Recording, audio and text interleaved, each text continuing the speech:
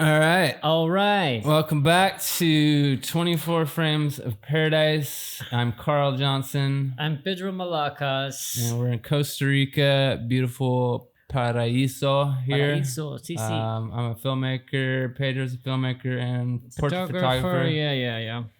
So today we're going to talk about something that is super important on both photography, portrait photography, as well as filmmaking in general. And that is something it's something I have challenges with sometimes, but posing subjects and just directing talent or directing non-talent that is not professional and has no idea what the hell to do with their body or their hands or their face. Yeah. So yeah, I wanna ask Pedro. I wanna ask you a few questions. We were just doing a shoot here, actually, right here. The other day, you were doing a portrait shoot, and I was noticing how well and kind of natural you were with telling this woman you were shooting like where to look, kind of getting her to feel comfortable, like just getting her kind of in the flow of the shoot. And I just wanted to see if you had some like tips and like insights on how you kind of like work with your subjects. Yeah, okay. So I've been doing this for many years, and I think what I got a lot from my previous experience doing theater and directing actors.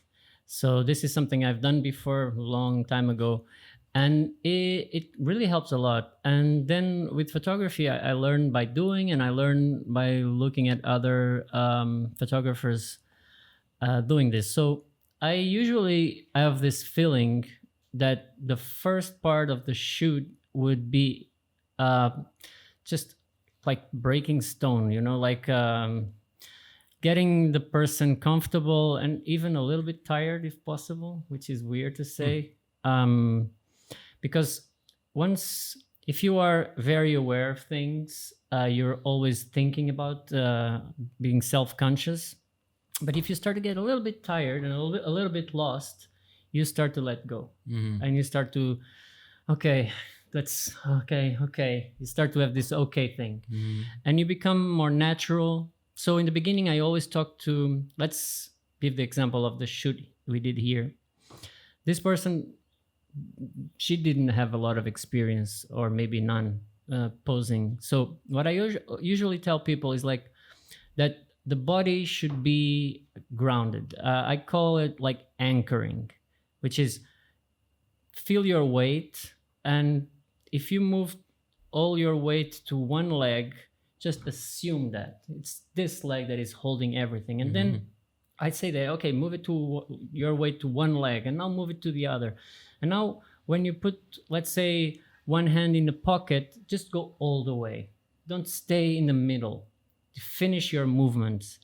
And I tell them that the beginning is just to start. And sometimes because people are not, okay, so the beginning is just warming up, they also get loose faster. They don't think this is for real now. Yeah, and even maybe sometimes telling them these ones are just practice. We're just warming up. So, and sometimes you get really good shots in the beginning because of that. So once I talk to them, and this is like a 1 minute talk, 2 minutes where I'm in front of them and doing exactly those things. I'm just, look, you can put your weight in one leg like this, or if you put your hands in the pocket, you just put them all the way. And if you do something, if you want to look right, just give me a couple of shots.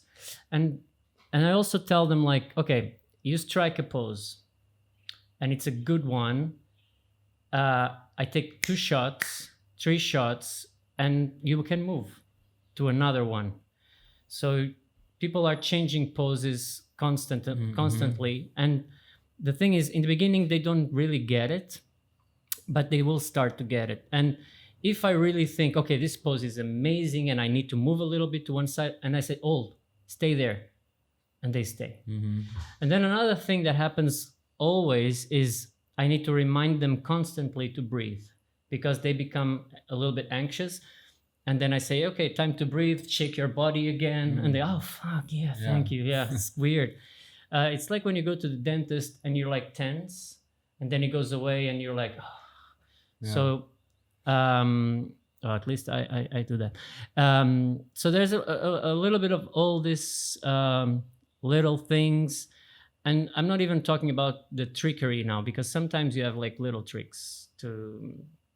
Another thing, like music helps. Yeah, so this I didn't have a speaker here at the time. I was playing it on my phone. I was just like, damn, I need to get a speaker. So I finally got a speaker, because that's crucial with like, it's in a photo shoot, maybe, well, in a video shoot as well. Depends on the type of shoot, but like, yeah, ask them what they want to listen to as well. Like, make them feel comfortable so they can just like feel like it's more of a fun thing and not just like a professional rigid thing, you know? That's true, but sometimes depending on the goal of the shoot, I tend to make a playlist.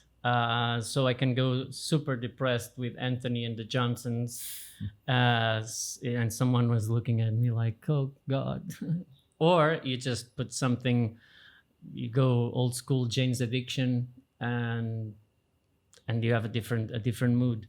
So music, it's really set the mood with yeah, the music. And another thing that I don't know if this is a tip, but a lot of times if you're not working with a makeup artist, especially with a stylist, you need to go there and touch the shirt or do a little adjustment on the hair. So you also need to be very, very direct with people and tell them that this is okay. Yeah, you know, you don't ask and you don't make a big fuss. You just go there. Oh, sorry, I need to do this. Mm-hmm. Okay, and they're like, but it's fine, because they realize that it's a job. It's like, I don't know. So there's I think it has to do. Don't be also, afraid of your subject. Yeah, don't be afraid. No. Yeah. I mean, I think being more like clear and like little things like that. Can I fix your hair here? Like it makes it feel more like you're doing your job. It's like more professional, and like and you have a different relationship between the two people. They trust you to make them look good. Yeah, and in fact you need to do it. Yeah. Because not everything can be fixed in post. Hair, it's one of the most difficult things. You can go liquefy on Photoshop, it helps, but sometimes you need really to do things, and it's really important. I think from the moment the client comes to your studio, it's a little bit of a ritual. They need to feel they're in good hands, they can trust you. And then another part of it is sometimes we need to have a little talk. And when I feel that it's really difficult for them to unleash and get comfortable, I just say to them, look, if it's a woman, for instance, I say, remember when you were like younger, or maybe today you do it when you're like in front of a mirror and just making funny faces and look out like, just think I'm a priest. Think of me as a priest. There's nothing coming out from this studio. Just go, because the pictures will,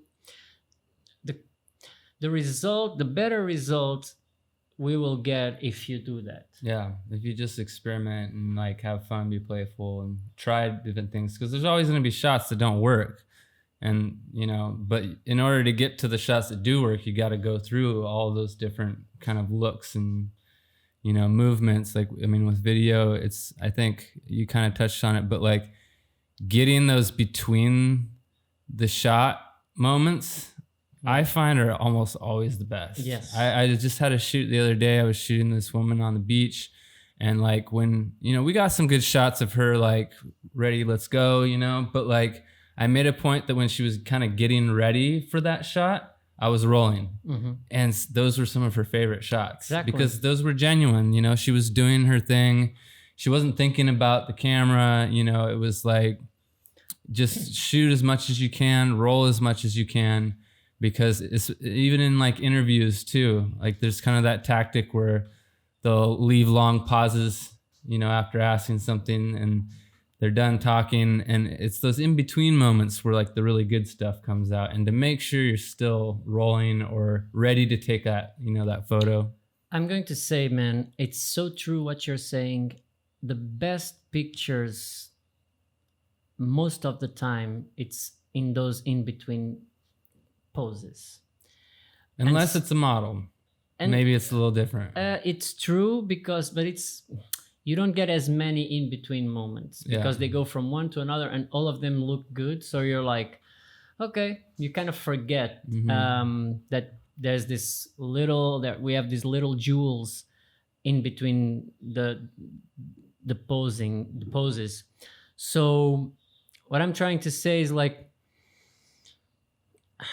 and I believe everybody does this, you need to be very, very focused because sometimes you don't take the shot, but you can see it with your eyes and you say, okay, let's go back. Yeah.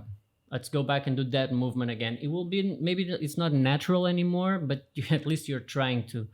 I remember a client that came to me years ago. She wanted, it was like a corporate business shot, and she wanted to have this kind of thing. What was it? There was a weird movement. There was a weird pose of her hand. And I was the third photographer. She was coming to get that thing. And it was not even so cool. She got it. She had it in her mind. It has to do this. And it was difficult. It was really difficult. And because it was an in-between moment. So it was really difficult, but we got it. And it's kind of challenging to get, because then the pose is models, and that's the difference between working with people with no experience and with models, experienced models, is it's a lot easier. They know what's working, they know what will work, and they know exactly what they're going to look like when they do that pose, because they've seen it on, in the photos and on film so many times. And they probably practice in front of the mirror. At least they did at one point, and so they know what they're doing. They know how they're going to look. But somebody that doesn't is where it takes a lot more direction. But what I found recently that I've started doing is it just totally depends on the shoot. This doesn't work on everything. But being able to tell somebody to do what they would normally do in that place. So say you're shooting a beach scene, of like somebody at the beach, like watching sunset or hanging out with their family or whatever it is that they're doing. Like, I'll tell them to just do it like they would do. And I'm going to roll camera. I'm going to move around and to kind of pretend like I'm not there. And I'll do a little bit of that. And then when I see something, oh, that right there, let's do that again. That's what I like. And so it gives you an opportunity to take the pressure off, let them kind of do what they would naturally do. And oftentimes, you get amazing shots doing that. And it also gives you a chance to see what looks best of what they're doing. And when you see it, like you said, like if you're focused and you're like, oh, that worked. The way you turned that way, the way the light hit there, let's go back and do that one again. And it kind of like, it loosens things up, gets them going, gets them moving. And then you can kind of start to see where you want to make those changes and tweaks. 100%. And you're talking about now video or filmmaking, which is very, very different, because in photography, this will be a still image, and that you will strike that chord if you get that image.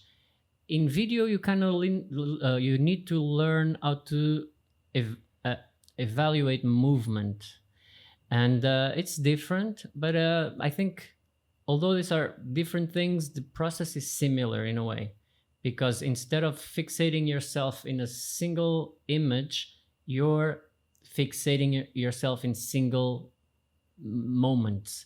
And these moments, they have maybe a second or 2 seconds or 3, but you learn how to evaluate those movements. Sometimes while you're filming, while you have your eye in the viewfinder, but some other times while you're just observing.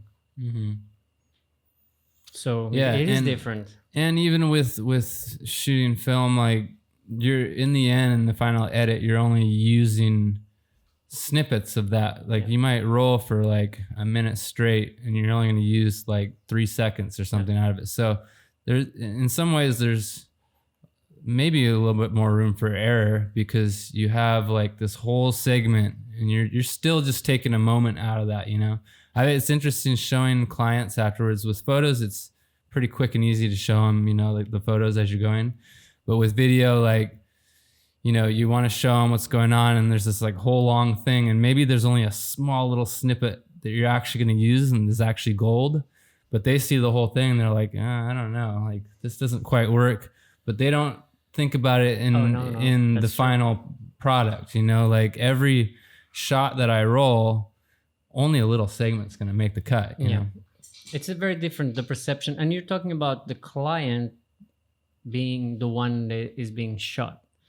Sometimes you have the opportunity to have the model and the client is just sitting looking at it. So it's a lot easier then, because first you remove subjectivity and ego. Well, you have your ideas, your subjectivity is still there because you know what you want for your brand or for the brand you work for. But it's not, oh, I don't look the best this way. It's her. It's a very different. That's the beauty of working with a model and your client to the side, because it takes out that like, I don't look good on camera, you know. And because the model, obviously, if it's a good model, they're confident they're doing their job and they're looking good on camera. So that takes out like that whole challenge of making your client feel like comfortable with seeing themselves on camera, especially if they've never seen themselves on camera. Like this is like, I think people get scared. Like when you take a picture of somebody, right? Everybody's kind of used to getting their picture taken.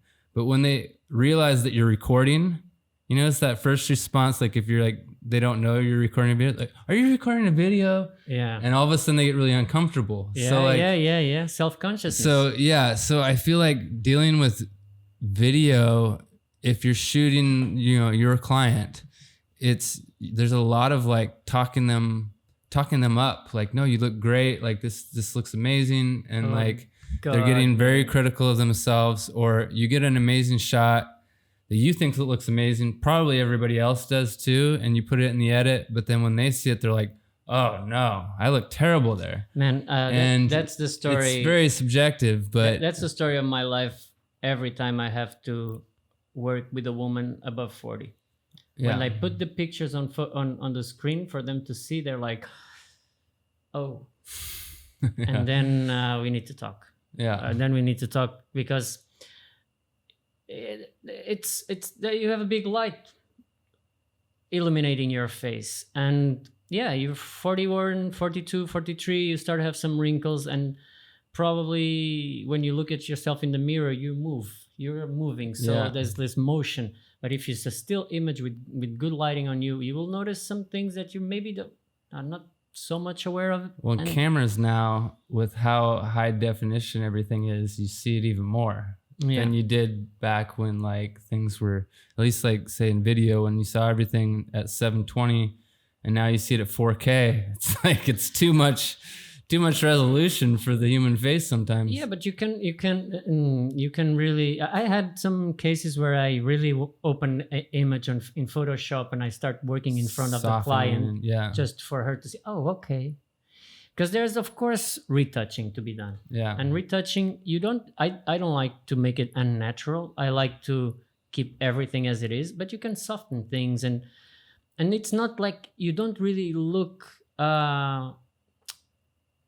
Before going to Photoshop, you don't really look like that. It's a strong flash on top of you. So we work the image after. That's why post-production is important, not to fake it, to make it just look to more make it natural. Because let's say I'm not looking at someone in the face like this. Hey, let me talk to you. And now I do this. Oh, I see you have a wrinkle there. Nobody does this. People are moving, smiling, doing. So. And we have less of that with guys, but we still have a little bit. But it's different. I don't know why. I have my suspicions, but it's an interesting process, and I think it's very beautiful when people go over that little bump to accept their new beauty. Mm-hmm. They're like. And it's crazy. These days, I've seen really crazy things. I've had like a beautiful guy in front of me saying he thinks he's ugly. And I was like, dude, I wish I was ugly as you, man. You're nuts. And I had girls demanding me extreme Photoshop. And I was like, why? Like, it's weird, you know? And they're like, oh, no, no, no, no. And then I deliver my image and they bring it to their phone and they just show me the way they want. And I'm like, okay, Yeah. I can do that. So, Do you have a problem with giving a client a photo or a video and then them editing it themselves and like maybe doing some like crazy extreme edit that you think looks terrible, and then of course, I have and then a it's problem. your work If they put my and- name on it, yeah. yeah, of course. so that's something I have to explain sometimes. But if they don't put my name there, Then whatever, I don't really yeah. care. But it's nice to always have your name on it just for getting more clients. Let's say some people But- have really bad taste, Yeah. or at least not my taste. Yeah. And And not how, maybe it's good taste, but it's different from what you want to be representing as your yeah, I had company that, or your look, brand. I had that so much Yeah. when I was, but not in the studio. When I was photographing people in concerts, I would publish, not me, the guy that would produce the shows. People would just put all over Facebook on my stuff, but I would say at least 40-50% they would go just crazy on their phones, putting filters and things like that. Yeah. Color is the worst when they change like you have a normal cool picture and they just put an orange filter and you're like, why Yeah. Well, we all do that when we get started too. Like when you're an amateur photographer or filmmaker, when you start playing with color, you get all excited and you turn everything up twice as much as it needs to. So, But that was a problem because my brand was on the picture in all of them and they would not even crop that. And I was like, shit, I don't like this at all. But okay, there's nothing I could do. I was talking about, I was photographing tons of people in one night. So what could I do? well, it's a lot easier with video because there's not, well, there is now, there's apps with filters and everything, but it's not as easy. It's not built into your phone that you just apply a is. filter. And your for the video. iPhone, you can apply all the Oh, filters. well, I you guess didn't- I haven't been shooting on my iPhone Oh, that all much. the filters you have on your iPhone for photography. video, too. You can use them all Oh, on video. well, I guess And times are sometimes they look changing. good. Yeah. Yeah. Well, But- on that subject, do you ever, so I have some clients that ask me if they can have the raw footage so that they can like put together some like reels or like, you know, little edits, you know, from time to time. Is that something that when you do a shoot, are you totally cool with if they ask for it, just giving them it all to them? Or is it something that you need to like talk about before, or do you charge more for that? Or I just want to be people to be happy, man. yeah, It's just in the end of the day, the job is done. It's your image. This is not the right thing, the right way to do it, you know? well, my fear with it is that they make something that I don't like, Oh yeah. and then somebody, even if my name's not on it, somebody might ask them later who made that video, and then they say my name, and I really don't like that, or I think it looks really amateur, maybe because they used like the entire clip that I shot, which is like the beginning of it shaky, they're out of frame, and like they don't know how to edit out chunks, so they'll just play the whole thing. And to me, when I see it, I'm like, this looks really amateur. This looks like what I shot when I just got started, you know? Before that. Yeah. And now like here it is being put out, and like this is the artist in me is just like, oh, I can't stand to see that. But at the same time, how much of it do I need to just let go of it and just move on to the next thing, and, you know, trust that my work that I put out, you know, shines through all that noise, you know, and I'm just stressing about it and being like too picky of an artist. It's every case is a different case. First, by principle, you shouldn't do it. You should be very clear. Okay, when we agree that this is done, this is You're getting I'm the final product. author. Yeah. You don't. There's nothing you should do. Don't do things here. But I don't do that because life isn't black and white. Sometimes, you know, let him play. let him have some Well, it's fun. a lot different now where it's like editing has become so much easier for everybody to do, Yeah. even with video, you know, Yeah. like people are now, I know people that would never consider themselves an editor, but they like are learning Resolve because it's like a free program, and there's plenty of tutorials on YouTube to learn it. And so, you know, there's a lot more people now that know some of the things that we do, you know? And so we just have to expect that, of course, they are going to want to do some of it themselves.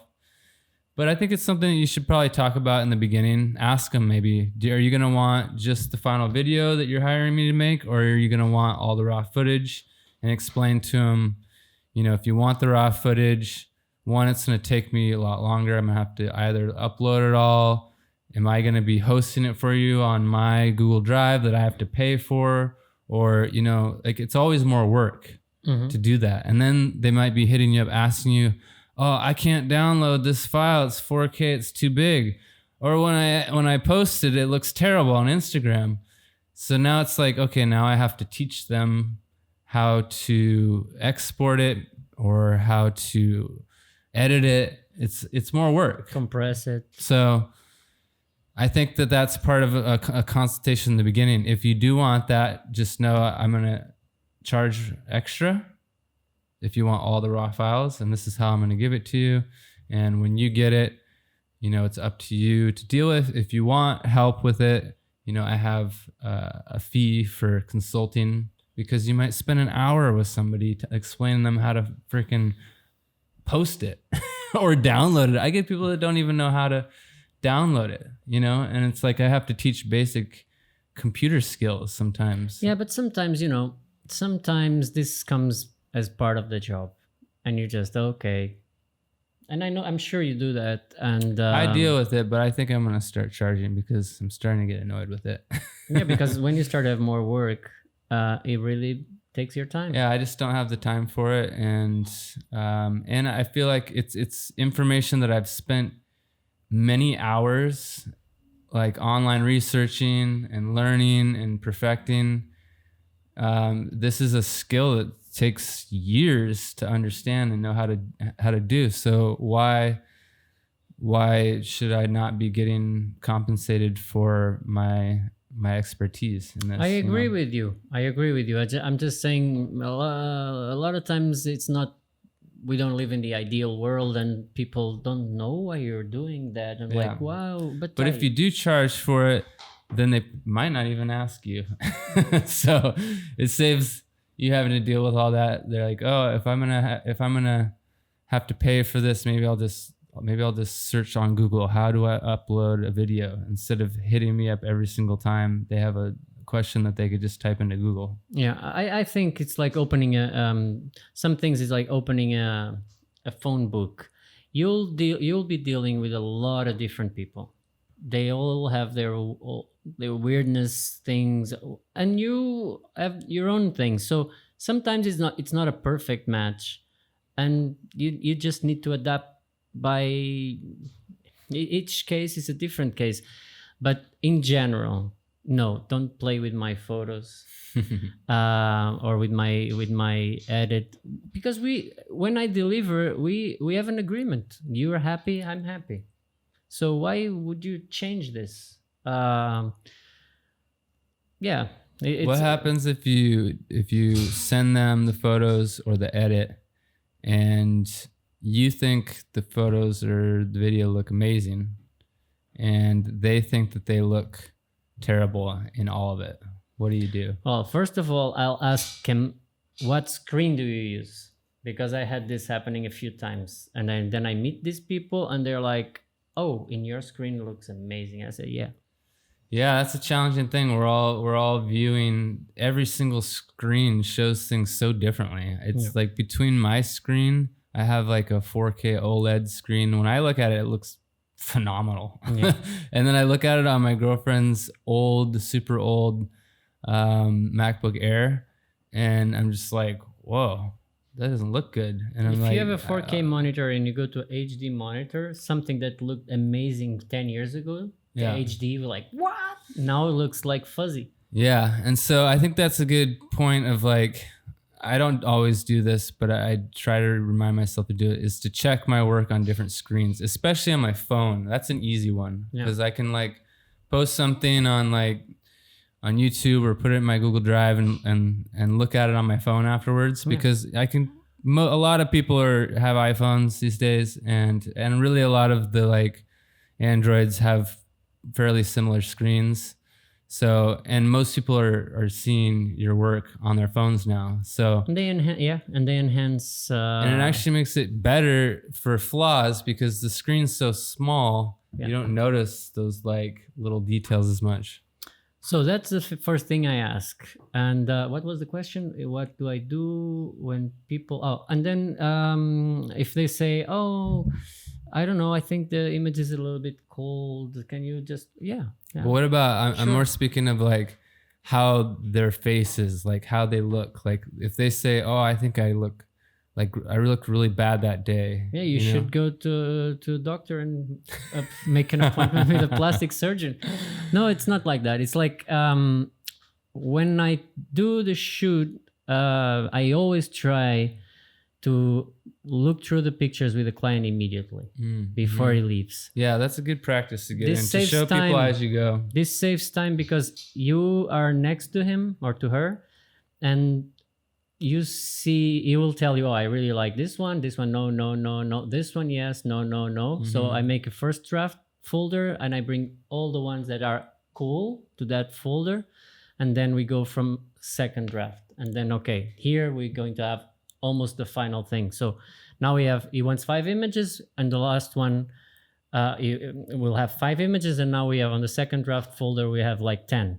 Now we stay looking at those images for a while, and when he leaves, there are no more email exchanges. Take this bunch of pictures, send me the files. No, I already know. Saves a lot of time. I learned this with a friend many years ago, and and then, if needed, and sometimes, most of the times, people just say, "Okay, do as best as you can." But sometimes I do a little edit. I just I show what I can do with some spot that they have, or some wrinkle, or something wrong with their clothes, or This just is the working color. in the studio more. Oh yeah. It's kind of a little harder on location. It's impossible. And especially with video, like Yes. you're trying Very to show different. somebody a whole video, you're like, okay, you're almost to the spot, just a little bit further.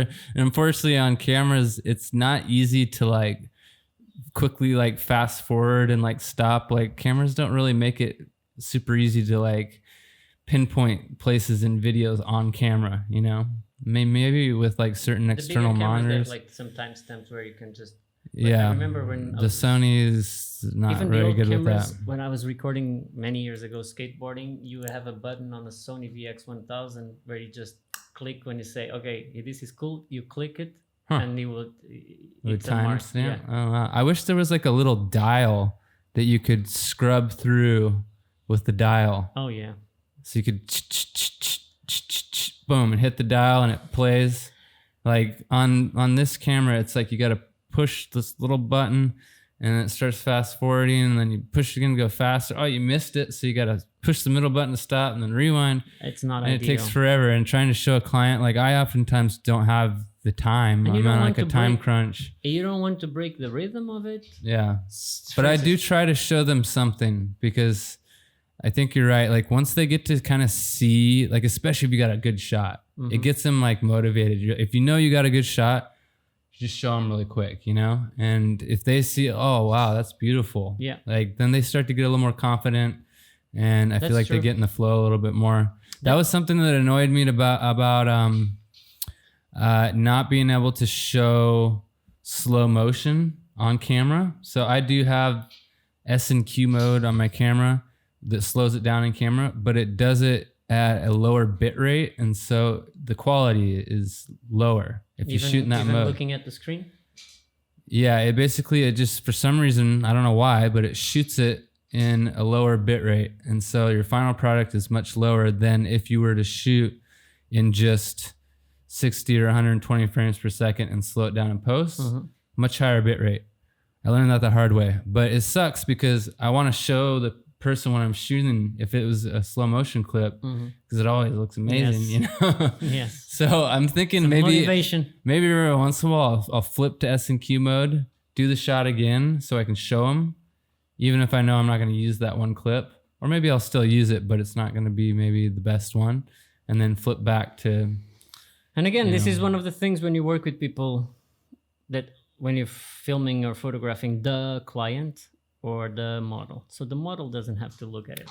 You don't have to show it. That's the beauty, and that's what like I've learned too. If you can have the budget, you can have the client have the budget to pay for a model instead of just a random volunteer or their friend that's beautiful and they want in it.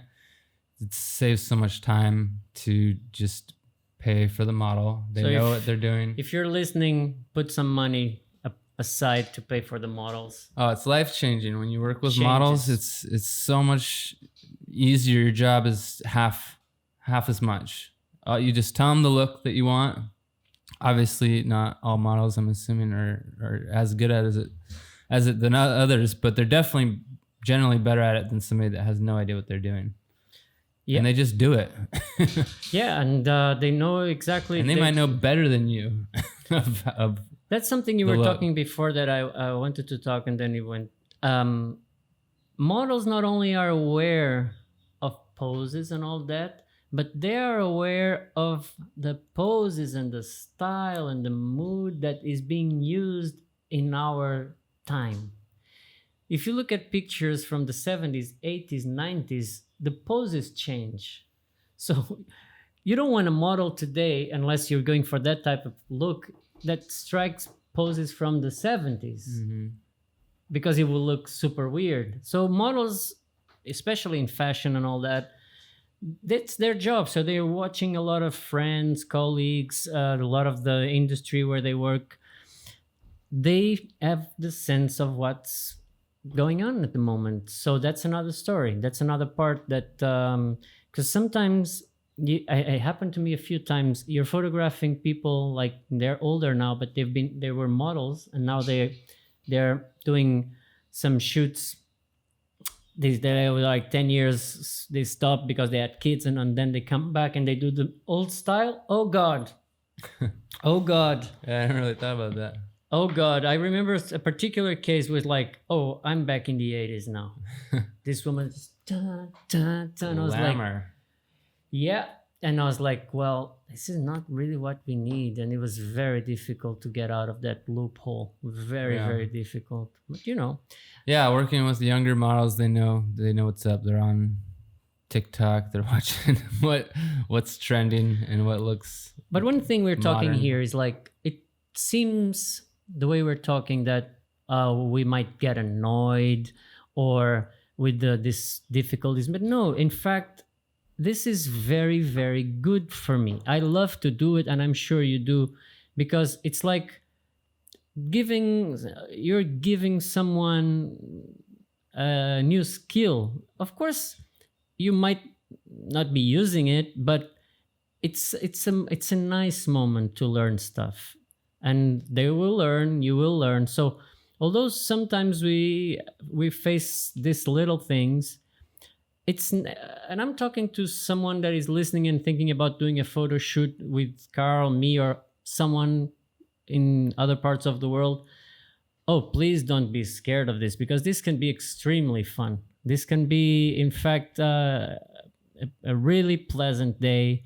I had lots of fun. The one I did here, well, man, we went to the river. We went to her house. It was really, really cool. I got to know her. I met her friends. And it was fun, because people also enjoy to overcome some little thing that is kind of blocking them. And in this particular case, it's very easy to overcome. Very easy to overcome. Yeah, it's an opportunity for them to like be more comfortable with themselves and boost their confidence. And like, I mean, if you're able to achieve, the look you're going for, they're oftentimes they feel so empowered to be able to like see themselves, on camera and see the product. And then, when it really works out and there's magic, they're so grateful. It's really nice to be able to like create those like moments that they can have for the rest of their life and share with, people, their loved ones, and put out to the world of that what they want to put out of themselves, you know? Like you captured what they want to actually show. 100% true. And another thing I want to say is like, if you're thinking of hiring someone to photograph or filming you for something, we had a problem here, a little problem. Overheating. Overheated camera. So this is the first time we've plugged 2 mics into one camera with a splitter. I think that was what happened. I think the camera knows our conversation is fire. Or it's telling us to shut up and wrap it up. Which is so probably we should wrap it up. But yeah. What do you think like the takeaway of this is with, you know, how to work with your subject? Well, my takeaway is learn by doing. If possible, work with people that have more experience than you because you learn a lot faster. But don't forget that all this trickery, all this little shortcuts, tricks you can do, there's a part of you there, you are an artist and you really need to discover things by yourself. You need to improvise things. You need to be very focused and put yourself in a situation mentally and emotionally where you are in the zone to create something extraordinary. So just don't follow the book all the time. Don't follow the rules all the time, but it's super important to know a bunch of them so you can go from A to B to C, because this is like a safety net. And from there, you can jump to another level of creativity.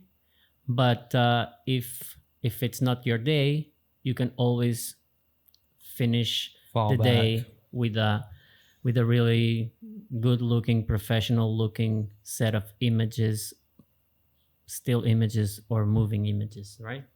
Yeah, that's what I always say too, is learn the rules and then break them, and to not think about them all the time, because, you know, being able to get into that flow, whatever you want to call it, but that flow state, you're not thinking about poses at that point. No. You're trying new things, you're experimenting, you're being an artist. That's what people are hiring you to do. So yeah, there is no book for it. You know, learn some things to help you out with some new like things to try, get you to try new things and like break out of your mold, but to not take it too seriously and play and experiment, and don't be afraid to, you know, try new things. And also don't be afraid to ask your talent if they have ideas, to bring in new, fresh ideas. I get new ideas all the time from people that I'm shooting. So keep it loose, keep it playful, and don't stress about it too much, and just have fun. And those are usually the shoots that come out with the best work. 100%. That's very true. I just remember that years ago, I heard an artist, he's a painter, but also a great photographer. And I don't remember his name is something Chuck Webb or something like that.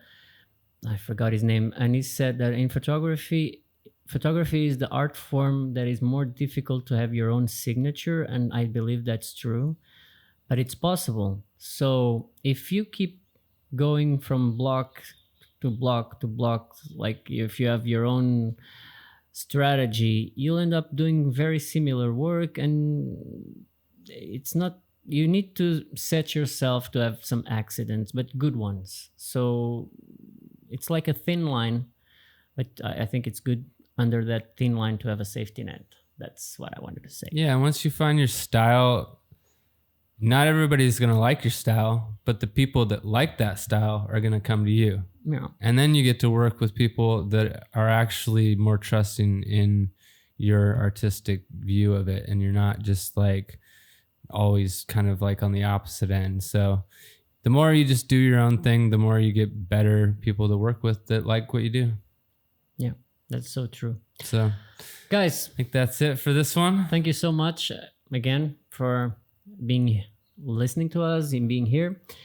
Don't forget to subscribe on the channel here. We're a new channel, and then you can also, we have the audio version on Spotify, Google Podcasts. I'm working on Apple Podcasts, but it's been kind of weird, but you can find it on Stitcher Radio as well. So if you want to check out just the audio version, you can find that. And I would like there. also to ask you guys to comment and give us ideas and tell us about your struggles and about your formulas to get creative and all that, because it's very important for us to establish a dialogue.